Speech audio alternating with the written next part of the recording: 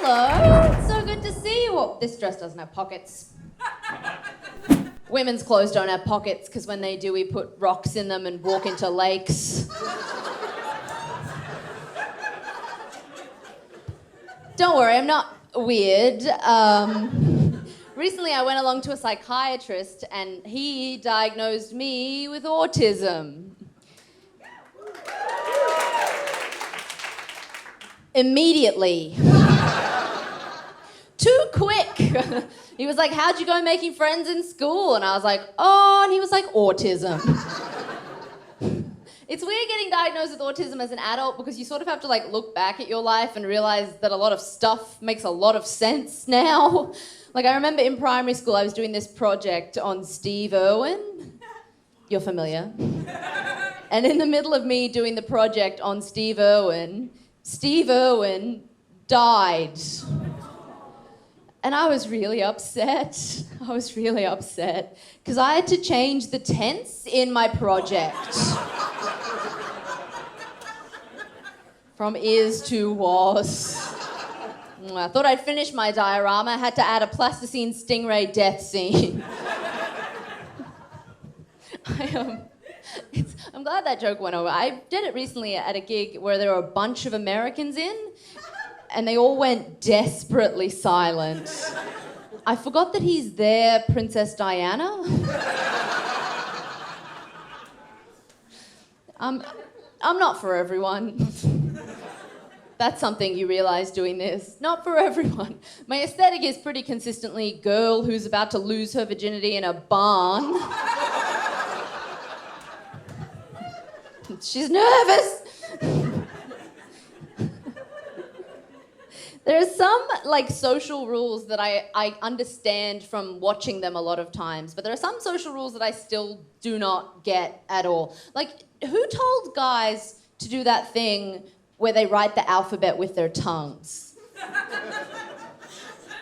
That person should be in jail with that bullshit Dolly Doctor advice.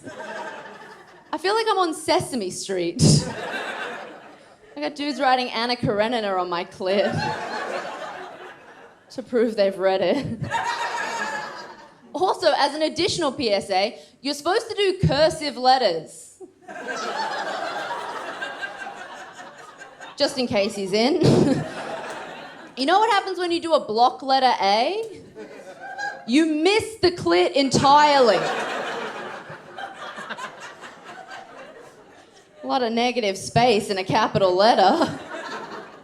I was a self-harmer as a teenager, which really kills a room. I can do a trigger warning for this next bit, but you have just been watching me do stand-up comedy. So I assume you're fine with other forms of self-harm also. If you were concerned for my safety, you could have intervened by now. There's nothing less conducive to conversation than telling someone that you used to be a self-harmer. Try it. I recommend it at a party if you're trying to get out of a boring conversation. People will wander off. They will find dip for their chip. Telling people you used to be a self-harmer is about as effective as telling them that you're really into Warhammer.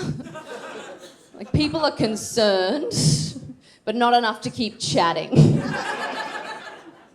Also, for something that people are supposedly uncomfortable with me talking about, they're very comfortable with very wild opinions. I had a man make fun of me once because all of my scars are on the wrong side of my arm.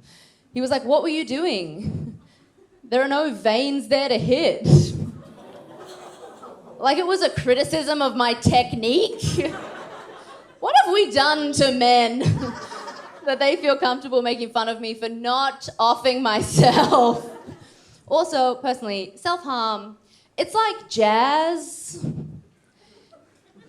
It's all about the veins you don't hit. My mum told me recently about the first psychologist I ever went to see. Apparently I'd been diagnosed with autism much earlier than now, but she wrote the guy off. She was like, "No, my daughter's normal." She keeps telling teachers that she feels like a cartoon character in a movie about real people. Normal! And my GP had diagnosed me with two things that I do have, which is anxiety and depression. Spot on! The cool ones. Childhood anxiety as well, vintage. But this guy, within 2 weeks of seeing me, he diagnosed me with number 1, autism, because apparently it's coming out of my pores. And number 2, narcissism. And I just don't know who else he wanted me to talk about.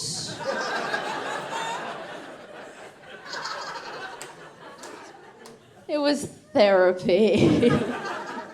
I've been Grace Jarvis. Thank you so much.